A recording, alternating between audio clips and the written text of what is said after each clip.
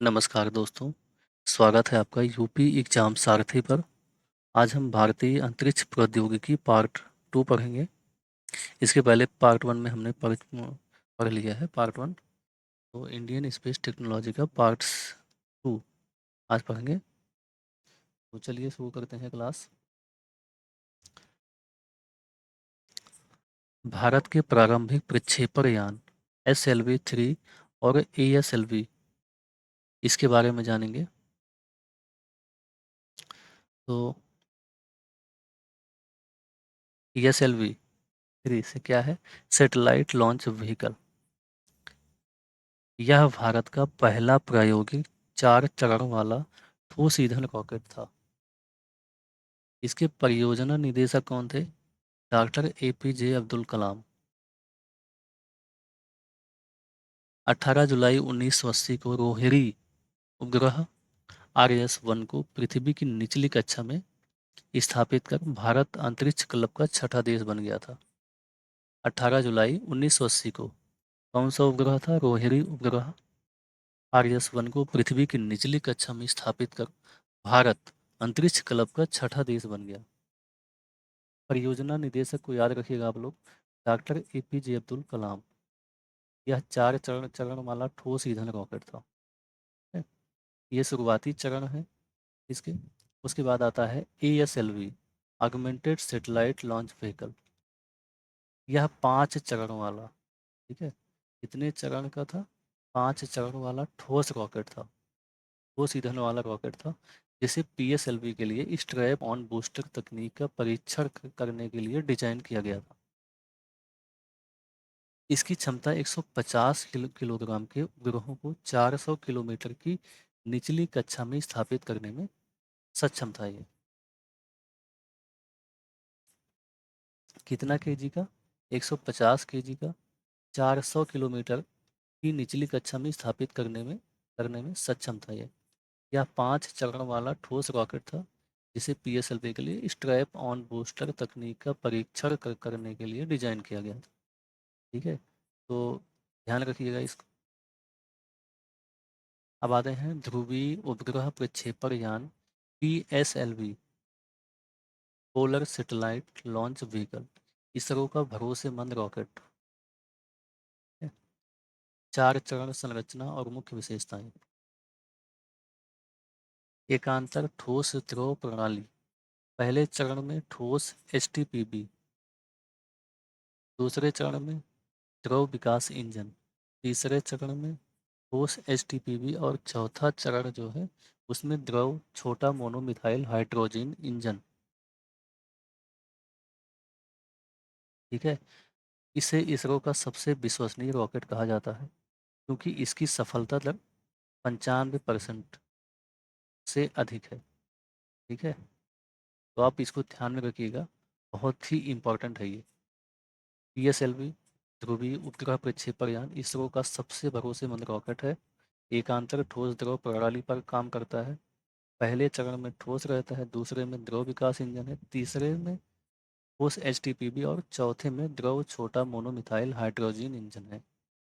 ठीक है, इसे वर्क हॉर्स कहा जाता है। सबसे विश्वसनीय रॉकेट है, सफलता दर 95% से अधिक है। इसके वेरिएंट्स क्या क्या हैं? PSLV-CA और PSLV-DL, 2 बूस्टर हैं इसमें। PSLV-QL 4 बूस्टर हैं इसमें। और PSLV-XL 6 बड़े बूस्टर हैं इसमें। ठीक है, इसका रिकॉर्ड क्या क्या था? तो PSLV ने चंद्रयान 1 2008 में, मंगलयान 2013 में और फरवरी 2017 में एक ही उड़ान में रिकॉर्ड 104 उपग्रहों को अंतरिक्ष में भेजा गया था इसके द्वारा। इसके विकास क्रम को देख लीजिए आप लोग।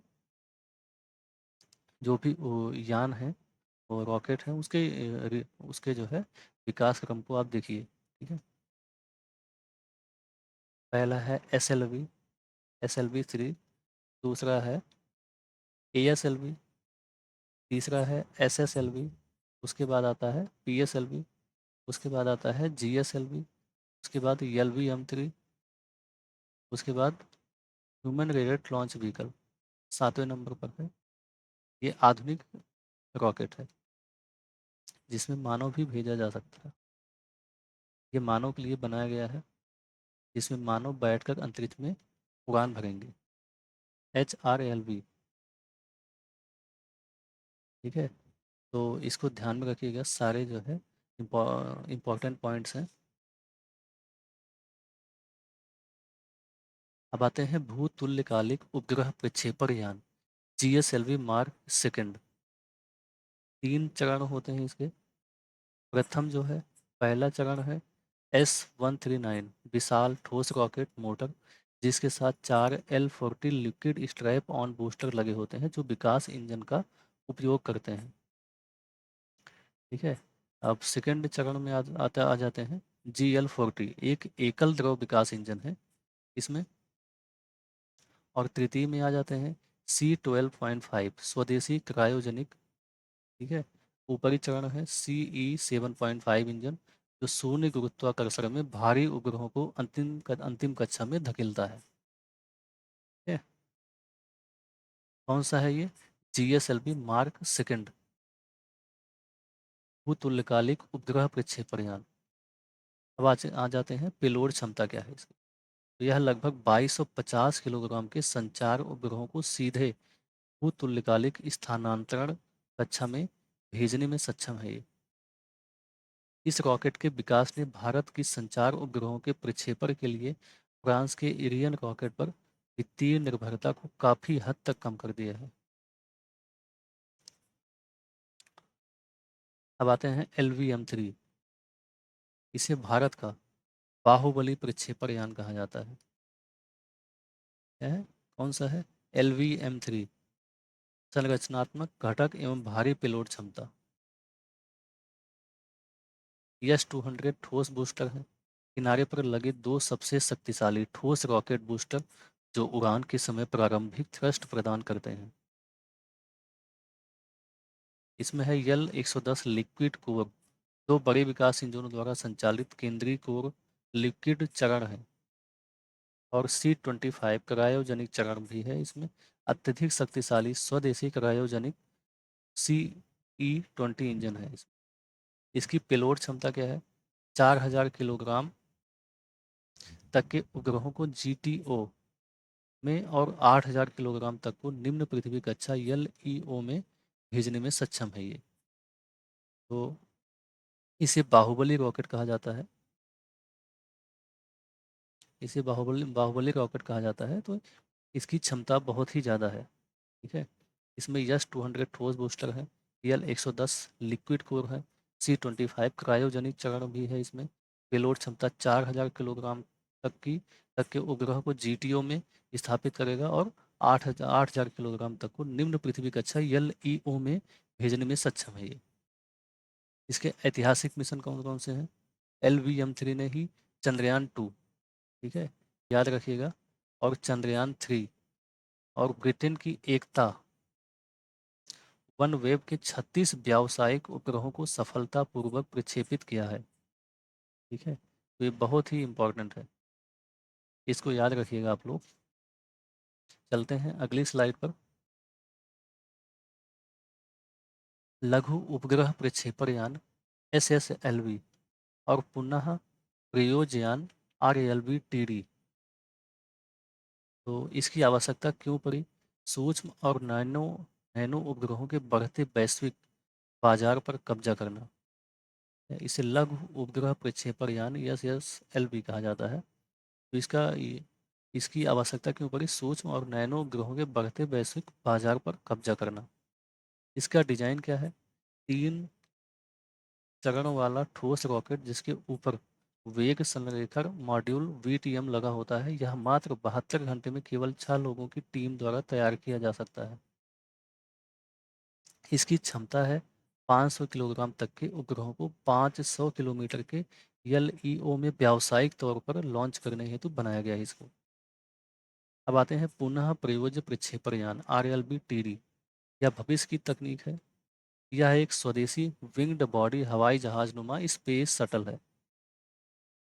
इसका मुख्य उद्देश्य क्या है? अंतरिक्ष प्रक्षेपण की लागत को 1/10वें हिस्से तक कम करना ताकि रॉकेट का मुख्य ढांचा वापस पृथ्वी पर सुरक्षित उतर सके। इसके जो हालिया परीक्षण हैं वो कहाँ पे हुए हैं? इसरो ने चित्रदुर्ग कर्नाटक से RLV के स्वायत्त रनवे लैंडिंग परीक्षणों को सफलतापूर्वक संपन्न किया है। अब आते हैं भारत की संचार उपग्रह प्रणालियाँ इनसैट और जीसैट श्रृंखला। इनसैट क्या है? इनसैट है Indian national satellite system. Asia प्रशांत क्षेत्र में सबसे बड़ी घरेलू संचार उपग्रह प्रणालियों में से एक है। यह उपग्रह दूर संचार, टेलीविजन प्रसारण, मौसम संबंधी खोजों और आपदा चेतावनी के लिए सी बैंड, केयू बैंड और एस बैंड ट्रांसपोंडरों का उपयोग करता है। तो यह बहुउद्देशीय सेवा है। उपग्रह दूरसंचार टेलीविजन में भी काम आता है, मौसम संबंधी खोजों में काम आता है, आपदा चेतावनी के लिए है, सी बैंड, केयू बैंड और एस बैंड है। अब आते हैं जी सैट क्या है। यह आधुनिक तकनीक जी सैट उपग्रहों का उद्देश्य देश की डिजिटल कनेक्टिविटी को और तेज करना है। जी सैट 24 इसका पूर्ण उपयोग टाटा प्ले DTS सेवाओं के लिए किया जा रहा है। किसका है? ये जी सैट 24 इसका उपयोग टाटा प्ले के लिए किया जाता है। और हाई थ्रूपुट सैटेलाइट, ये उपग्रह डिजिटल इंडिया और उड़ान क्षेत्रों में इन फ्लाइट कनेक्टिविटी के लिए महत्वपूर्ण हाई स्पीड ब्रॉडबैंड डेटा प्रदान करते हैं। हाई थ्रूपुट सैटेलाइट HTS, ठीक है, तो काफ़ी इंपॉर्टेंट है ये उपग्रह डिजिटल इंडिया और उड़ान क्षेत्रों में इन फ्लाइट कनेक्टिविटी के लिए महत्वपूर्ण हाई स्पीड ब्रॉडबैंड डेटा प्रदान करते हैं। अब आते हैं भारतीय सुदूर संवेदन उपग्रह प्रणाली IRS रिमोट सेंसिंग। बिना सीधे भौतिक संपर्क में आए उपग्रह पर लगे अत्याधुनिक सेंसरों के माध्यम से पृथ्वी के संसाधनों और पर्यावरण के डेटा का संकलन करना सुदूर संवेदन कहलाता है। ठीक है, क्या है सुदूर संवेदन? बिना भौतिक संपर्क में आए उपग्रह पर लगे अत्याधुनिक सेंसरों के माध्यम से पृथ्वी के संसाधनों और पर्यावरण के डेटा का संकलन करना सुदूर संवेदन कहलाता है। इसके लिए भौतिक संपर्क की कोई भी आवश्यकता नहीं होती है। बात है कार्टोसैट क्या है। उच्च रिजोल्यूशन मानचित्रण और सैन्य टोही के लिए यूज किया जाता है। और रिसोर्स सैट कृषि, मृदा और जल संसाधनों की मैपिंग के लिए रिसोर्स सेट का यूज किया जाता है कृषि, मृदा और जल संसाधनों की मैपिंग के लिए। ओशन सैट क्या है? ओशियन सैट समुद्र के तापमान, हवाओं और संभावित मत्स्य पालन क्षेत्रों की पहचान के लिए। ओशियन से ही याद रखिएगा इसको। समुद्र के तापमान, हवाओं और संभावित मत्स्य पालन क्षेत्रों की पहचान के लिए। रिसोर्स में आ जाते हैं कृषि, मृदा और जल। कार्टो में आ जाते हैं, कार्टोसैट में उच्च रिजोल्यूशन मानचित्रण और सैन्य टोही के लिए। बात है रीसेट। रीसेट क्या है? यह एक सिंथेटिक अपर्चर रडार SAR उपग्रह है जो बादलों और घने अंधेरे के आर पार भी स्पष्ट तस्वीरें खींचने में सक्षम है, जिससे सीमाओं की सुरक्षा सुनिश्चित होती है। कौन सा है रीसेट? जो बादलों और घने अंधेरों के आर पार भी स्पष्ट तस्वीर खींच सकता है। अब आते हैं स्वदेशी नौवहन प्रणाली नाविक IRANS।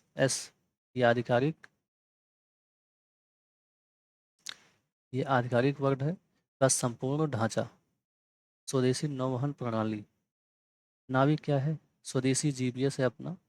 करगिल युद्ध के दौरान अमेरिका द्वारा GPS डेटा देने से मना करने के बाद भारत ने अपनी आत्मनिर्भर स्वायत्त नौवहन प्रणाली IRNSS Indian regional navigation satellite system विकसित किया। तारामंडल विन्यास में ये 7 उपग्रह मिलकर काम करते हैं। इसमें 3 उपग्रह भू स्थिर कक्षा में है और 4 उपग्रह भूतुल्यकालिक कक्षा में स्थापित किए गए हैं। ठीक है, भू स्थिर कक्षा में 3 है और भूतुल्यकालिक कक्षा में 4 उपग्रह काम करते हैं एक साथ मिलकर। यह भारत की मुख्य भूमि से 1500 किलोमीटर की दूर किलोमीटर दूर की सीमाओं तक सटीक स्थिति की जानकारी प्रदान करता है। ठीक है, तो 1500 किलोमीटर की दूरी तक ये सटीक स्थिति की जानकारी प्रदान करेगा।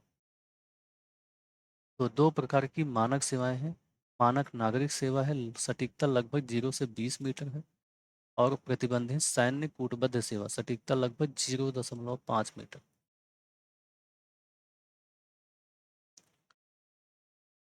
नागरिक उड्डयन के लिए गगन प्रणाली क्या है? गगन क्या है? गगन का पूर्ण रूप है GPS aided geo augmented navigation. यह एक उपग्रह आधारित संवर्धन प्रणाली है। संयुक्त विकास इसे इसरो और भारतीय विमानपत्तन प्राधिकरण एएआई द्वारा संयुक्त रूप से विकसित किया गया है। किसके द्वारा विकसित किया गया है? इसरो और भारतीय विमानपत्तन। इसकी कार्यप्रणाली, यह अमेरिकी जीपीएस संकेतों की अशुद्धियों को सुधार कर विमानों को अत्यंत सटीक लैंडिंग डेटा प्रदान करता है। ठीक है, इसको ध्यान में रखिएगा, अमेरिकी जीपीएस संकेतों की अशुद्धियों को सुधार कर विमानों को अत्यंत सटीक लैंडिंग डेटा प्रदान करता है। तो इससे क्रांतिकारी लाभ हुए हैं विमानन क्षेत्र में। इससे सुरक्षित लैंडिंग होती है। खराब मौसम, कोहरे या पहाड़ी क्षेत्रों में स्थित छोटे हवाई अड्डों पर भी विमानों की सुरक्षित और सटीक वर्टिकल लैंडिंग संभव बनाता है। ईंधन की बचत भी होती है इससे। विमानों को सीधे और संकीर्ण हवाई मार्ग चुनने में मदद करता है, जिससे उड्डयन ईंधन की भारी बचत होती है। अब आते हैं चंद्रयान 1 और चंद्रयान 2 मिशन। चंद्रयान 1 कब भेजा गया था? 2008 में। इसके रॉकेट कौन से हैं? PSLV C-11 द्वारा 22 अक्टूबर 2008 को प्रक्षेपित किया गया था।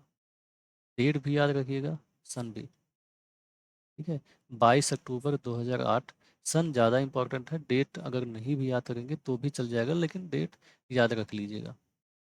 PSLV C-11 द्वारा ये लॉन्च किया गया था 22 अक्टूबर 2008 को। ऐतिहासिक खोज क्या है? चंद्रयान 1 के मून इम्पैक्ट प्रोब MIP और अमेरिकी पेलोड यम 3 ने मिलकर चंद्रमा की सतह पर जल के अणुओं H2O की उपस्थिति की पहली वैश्विक पुष्टि की थी। अब आते हैं चंद्रयान 2। 2019 में भेजा गया था। GSLV यम के थर्ड रॉकेट द्वारा भेजा गया था। इसको LV यम 3 यम 1 भी बोलते हैं। ठीक है, दोनों नाम इसको याद रखिएगा। GSLV यम के थर्ड और LV यम 3 यम 1 द्वारा जुलाई 2019 में प्रक्षेपित किया गया था। इसका रिजल्ट क्या आया था? चंद्रमा के दक्षिणी ध्रुव पर सॉफ्ट लैंडिंग के अंतिम 2 मिनट में ही लैंडर विक्रम से संपर्क टूट जाने के कारण हार्ड लैंडिंग हो गई थी, लेकिन इसका ऑर्बिटर आज भी चंद्रमा की कक्षा में सफलतापूर्वक काम कर रहा है।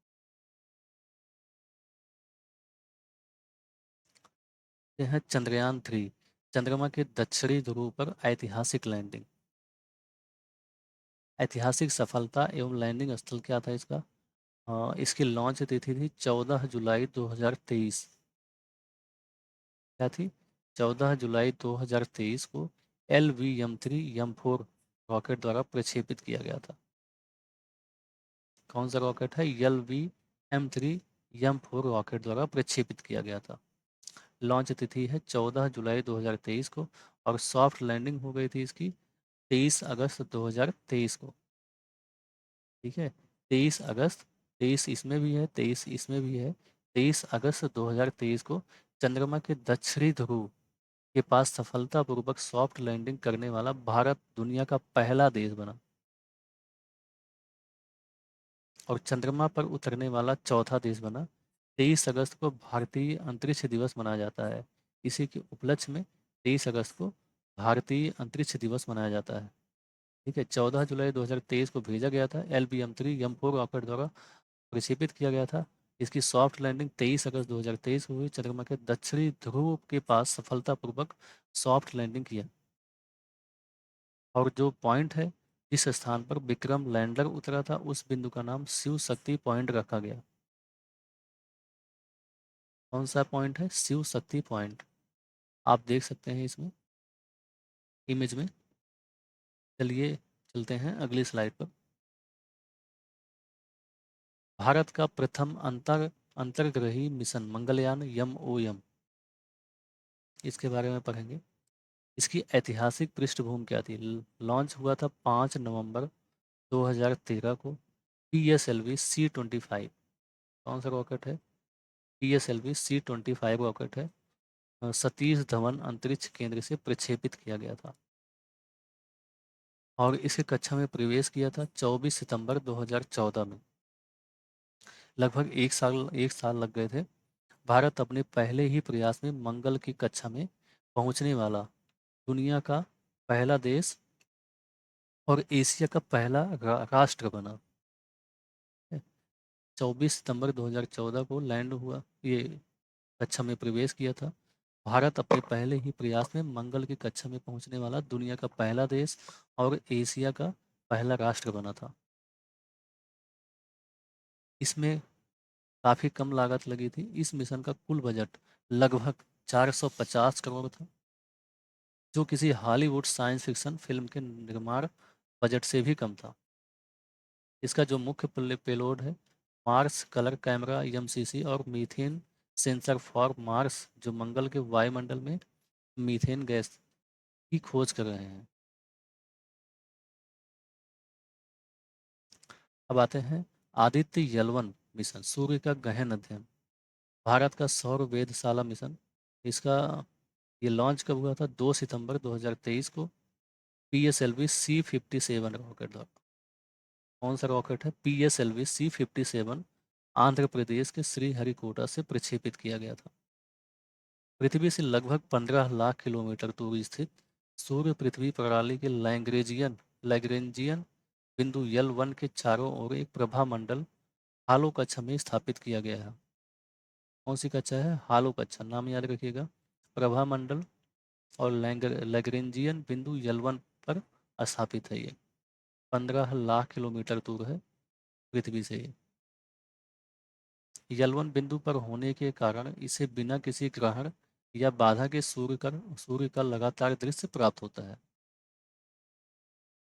इसका उद्देश्य क्या है? सौर कोरोना का अध्ययन करना, कोरोना के अत्यधिक तापमान और सौर हवाओं के त्वरण का वैज्ञानिक विश्लेषण करना, अंतरिक्ष मौसम का पूर्वानुमान, सौर फ्लेयर्स और कोरोनल मास इजेक्शन के पृथ्वी के उपग्रहों पर उड़ने वाले प्रभावों का अध्ययन करना है। अंतरिक्ष मौसम का पूर्वानुमान करना भी इसका मुख्य लक्ष्य है। मुख्य लक्ष्य में आते हैं सौर कोरोना का अध्ययन, अंतरिक्ष मौसम का पूर्वानुमान।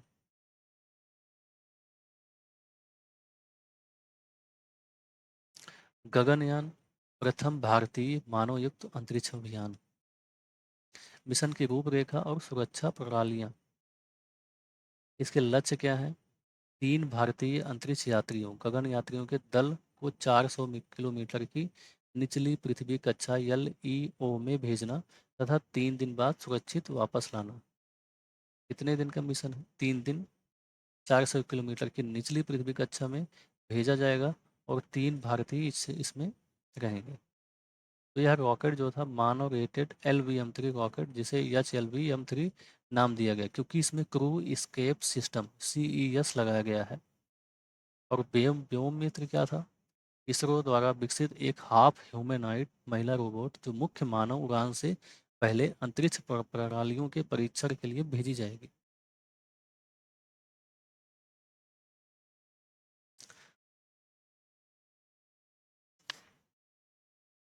अब आते हैं ग्रुप कैप्टन शुभांशु शुक्ला, ये लखनऊ के थे, लखनऊ के हैं। अंतरिक्ष मिशन पायलट, लखनऊ के मूल निवासी ग्रुप कैप्टन शुभांशु शुक्ला को गगनयान कार्यक्रम के तहत नासा के सहयोग से अंतर्राष्ट्रीय अंतरिक्ष स्टेशन ISS जाने वाले एक्सियोम मिशन 4 AX-4 के लिए मुख्य पायलट के रूप में चुना गया है। इनको अशोक चक्र सम्मान भी मिला इसी की वजह से। तो ये लखनऊ उत्तर प्रदेश के हैं। एक्सियोम मिशन 4 के लिए मुख्य पायलट के रूप में चुना गया था इन्हें। अंतरिक्ष के क्षेत्र में उनके इस ऐतिहासिक योगदान और वायुसेना में उनके उत्कृष्ट सेवा रिकॉर्ड के लिए उन्हें शांति काल के सर्वोच्च वीरता पुरस्कार अशोक चक्र से सम्मानित किया गया है इनको। और ग्रुप कैप्टन अंगद प्रताप प्रयागराज का गौरव है। प्रयागराज के मूल निवासी जो गगनयान मिशन के लिए चुने गए देश के 4 वायुसेना पायलटों में से एक हैं। ये हैं शुभांशु शुक्ला। रिमोट सेंसिंग उपयोग केंद्र कहाँ पर है? RCAC यूपी लखनऊ में है ये। इसकी स्थापना कब हुई थी? 1982 में। यह देश का पहला राज्य स्तरीय रिमोट सेंसिंग एप्लीकेशन सेंटर है जो लखनऊ में स्थित है। इसका उद्देश्य क्या है? उत्तर प्रदेश राज्य के प्राकृतिक संसाधनों, मृदा स्वास्थ्य, वन आवरण और जल निकायों का उपग्रह उपग्रह चित्रों के माध्यम से वैज्ञानिक मूल्यांकन करना। तो ये कहाँ पर है? लखनऊ में है। इसकी स्थापना हुई थी 1982 में, लखनऊ में हुआ यह है। और उत्तर प्रदेश के विकास में मुख्य योगदान। कृषि क्षेत्र में क्या योगदान है? राज्य में फसलों के क्षेत्रफल और उत्पादन का समय से पहले सटीक पूर्वानुमान लगाना। और भूमि सुधार, अ, ऊसर, बंजर और जल भराव वाली भूमियों की मैपिंग कर उनका सुधार करना इसका लक्ष्य है। भूजल प्रबंधन, सूखा प्रवण बुंदेलखंड क्षेत्र में पेयजल और सिंचाई के लिए भूजल रिचार्ज साइट का उपग्रह मानचित्रण करना। ये किसका काम है? रिमोट सेंसिंग उपयोग केंद्र RCAC यूपी लखनऊ में है। तो बहुत इंपॉर्टेंट है। अब आते हैं प्रमुख अंतरिक्ष अनुसंधान केंद्र एवं प्रयोगशालाएं।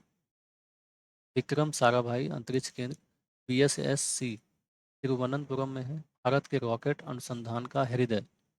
यहाँ PSLV, GSLV और भारी प्रक्षेपण यान LV-M3 की ठोस, द्रव व वैमानिकी प्रणालियों का विकास होता है। जी, अब आते हैं UR राव उपग्रह केंद्र URSC बेंगलुरु में है ये। भारत में सभी प्रकार के संचार, मौसम, सैन्य और वैज्ञानिक उपग्रहों के डिजाइन, निर्माण और असेंबली का मुख्य केंद्र है। सतीश धवन अंतरिक्ष केंद्र SDSC/SHAR श्रीहरिकोटा में है। आंध्र प्रदेश में स्थित भारत का मुख्य स्पेसपोर्ट प्रक्षेपण स्थल है ये। राष्ट्रीय सुदूर संवेदन केंद्र NRSC हैदराबाद में है ये। उपग्रहों से प्राप्त होने वाले डेटा को कलेक्ट करने के लिए, प्रोसेस करने और आपदा प्रबंधन में उनके वितरण का केंद्रीय नोडल संस्थान है। हैदराबाद में है ये। और सतीश धवन अंतरिक्ष केंद्र श्रीहरिकोटा आंध्र प्रदेश में है। और विक्रम साराभाई अंतरिक्ष केंद्र तिरुवनंतपुरम और UR राव उपग्रह केंद्र URSC बेंगलुरु में है।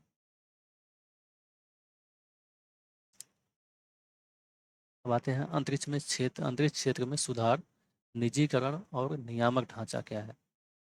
IN SPACe Indian National Space Promotion and Authorisation Centre. यह अंतरिक्ष विभाग के तहत काम करने वाली एक स्वायत्त सिंगल विंडो नोडल एजेंसी है। ठीक है, अंतरिक्ष विभाग के तहत काम करती है ये स्वायत्त सिंगल विंडो नोडल एजेंसी है। यह निजी क्षेत्र को बढ़ावा देती है। यह निजी कंपनियों और स्टार्टअप्स को इसरो की प्रयोगशालाओं, उपकरणों और परीक्षण सुविधाओं का उपयोग करने की अनुमति देती है। New space India limited NSIL इसकी वाणिज्यिक शाखा है।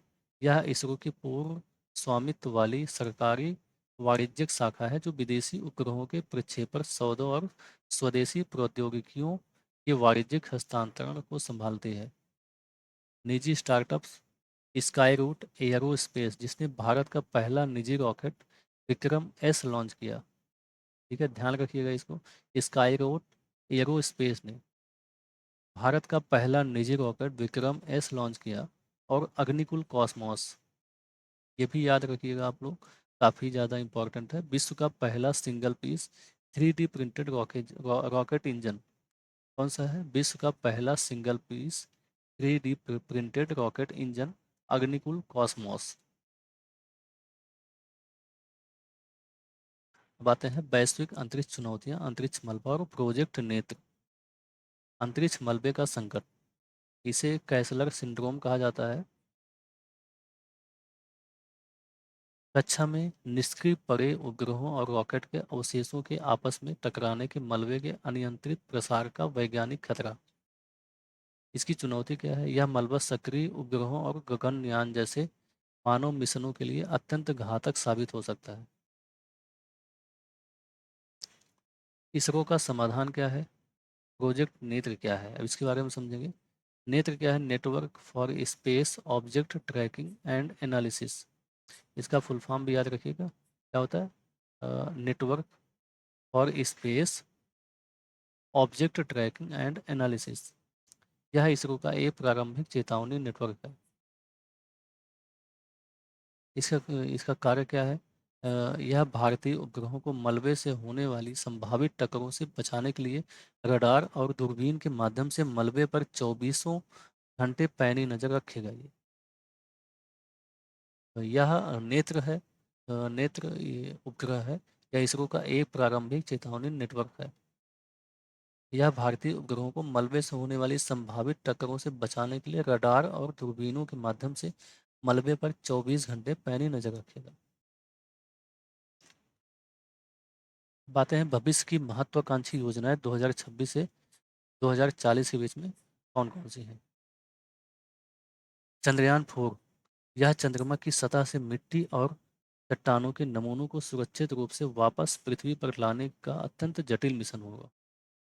और शुक्रयान 1 वेनस मिशन क्या है? शुक्र ग्रह के अत्यधिक गर्म सल्फ्यूरिक एसिड युक्त घने वायुमंडल और उसकी भौगोलिक सतह की संरचना का अध्ययन करने के लिए नियोजित मिशन है ये। निसार क्या है? नासा और इसरो का संयुक्त दोहरी आवृत्ति यल और S band synthetic aperture radar mission, जो पृथ्वी की प्राकृतिक आपदाओं और जलवायु परिवर्तन का बारीकी से अध्ययन करेगा। ठीक है। भारतीय अंतरिक्ष स्टेशन और चंद्रमा का लक्ष्य क्या है? भारतीय अंतरिक्ष स्टेशन BAS 2035, भारत ने वर्ष 2035 तक अंतरिक्ष में अपना पहला पूर्णतः स्वदेशी अंतरिक्ष स्टेशन स्थापित करने का लक्ष्य रखा है। कब तक का लक्ष्य है ये? 2035 तक भारतीय अंतरिक्ष स्टेशन बना लेगा भारत 2035 तक। अब आते हैं चंद्रमा पर मानव कब पहुंचाएगा। इसरो का सुदूर लक्ष्य जो है, वर्ष 2040 तक देश के पहले गगनयात्री को चंद्रमा की सतह पर सफलतापूर्वक उतारना और सुरक्षित वापस लाना।